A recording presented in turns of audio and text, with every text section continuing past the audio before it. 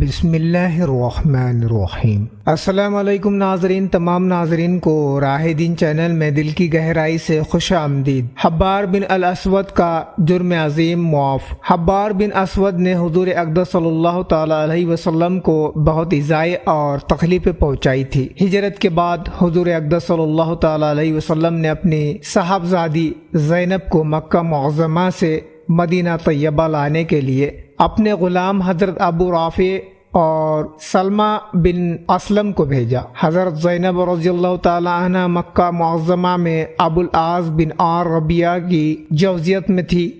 جب حضرت زینب کو ان کے شوہر حضرت ابو العاص نے اونٹ پر محمل میں بٹھا کر مدینہ طیبہ روانہ کیا تو حبار بن الاسود کو پتہ چلا کہ حضور اقدس رحمت عالم صلی اللہ تعالی علیہ وسلم کی صاحبزادی بھی ہجرت کر کے جا رہی ہے، تو وہ قوم قریش کے چند عباش لوگوں کو ساتھ لے کر راستہ روک کر کھڑا ہو گیا اور ایک نیزہ حضرت سیدہ زینب رضی اللہ تعالی عنہ کو مارا۔ آپ اونٹ سے ایک بڑے پتھر پر گر پڑی۔ حضرت زینب حاملہ تھی۔ نیزہ لگنے اور پتھر پر گرنے کی وجہ سے ان کا حمل ساقط ہو گیا۔ وہ بیمار ہو گئی اور اسی بیماری میں ان کا انتقال ہو گیا۔ حبار بن الاسود کی اس شانیہ حرکت پر حضور اقدس صلی اللہ تعالی علیہ وسلم کو سخت ناراضگی اور جلال تھا، یہاں تک کہ آپ نے حبار بن الاسود کو قتل کر دینے کا حکم دیا۔ فاتح مکہ کے ایام میں اس کو بہت تلاش کیا گیا مگر وہ ہاتھ نہ آیا۔ جب حضور اقدس مکہ معظمہ سے مدینہ طیبہ واپس تشریف لے گئے تو ایک دن اچانک وہ مجلس شریف میں نمودار ہوا اور زور سے کہنے لگا کہ یا رسول اللہ، اسلام کا اقرار کرتے ہوئے حاضر ہوا ہوں، میں آپ کا مجرم ہوں اور اپنے گناہوں پر شرمسار ہوں۔ رحمت عالم صلی اللہ تعالی علیہ وسلم نے اپنا سر مبارک جھکا لیا اور حبار بن الاسود کی معذرت خواہی کی وجہ سے اس پر اتعاب کر کے بجائے اس کا اسلام قبول کرتے ہوئے فرمایا کہ اے حبار، میں نے تجھے معاف کیا اور اسلام تمام جرائم کو ختم کر دیتا ہے اور گزشتہ گناہوں کی بنیادوں کو فنا کر دیتا ہے۔ حضور اکرم صلی اللہ علیہ وسلم کے اخلاق کریمہ کی رفعات کا اندازہ کیجئے کہ جس شخص نے آپ کی لخت جگر و نور نظر کے ساتھ ناقابل تلافی جرم کیا تھا اور جس کا خون بہانا مباح فرما دیا تھا، اس شخص کو صرف قبول اسلام کی وجہ سے معاف فرما دیا اور یہ دنیا کو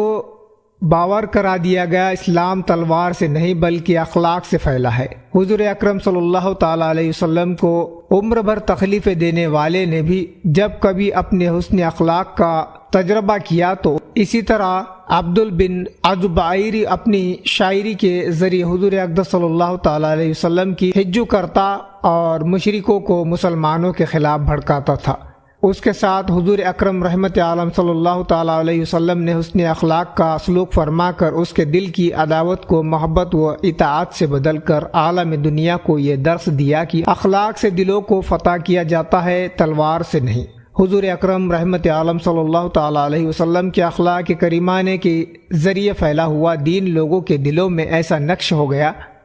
کہ کسی کے مٹانے سے مٹنا ناممکن ہے اور محال ہو گیا، بلکہ مٹانے والے خود مٹ کر رہ گئے۔ اسلام کی حقیقانیت اور صداقت کا سکہ روا ہو گیا،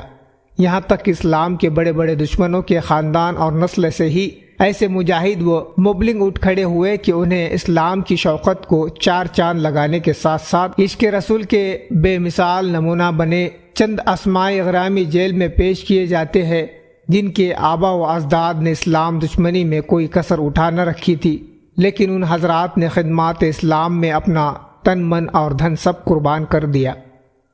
اور موقع آنے پر اپنے خون کے رشتہ داروں کو بھی تہ تیگ کرنے میں کسی قسم کی جھجک محسوس نہیں کی۔ دشمن رسول ابو جہل بن ہشام کے بیٹے حضرت اکرام بن ابی جہل، گستاخ رسول ولید بن مغیرہ کے بیٹے حضرت خالد بن ولید، رئیس المنافقین عبدل بن سلول کے بیٹے حضرت عبداللہ بن عبداللہ، بدخائے نبی عاص بن وائل سہمی کے بیٹے حضرت عمرو بن العاص، دشمن اسلام عبداللہ بن زرہ کے بیٹے حضرت ابو عبیدہ بن عبداللہ بن زرہ، دشمن رسول امیہ بن خلف کے بیٹے حضرت صفوان بن امیہ، منکر رسالت عتبہ بن ربیعہ کی بیٹی حضرت ہند بنت عتبہ جوزہ ابو سفیان۔ ان حضرات کے علاوہ بے شمار عاشق رسول نے دین کی خاطر اپنی جانیں اور مال قربان کی ہے۔ تو ناظرین، ملتے ایک دوسرے ویڈیو میں، مجھے دیجیے اجازت۔ السلام علیکم، اللہ حافظ۔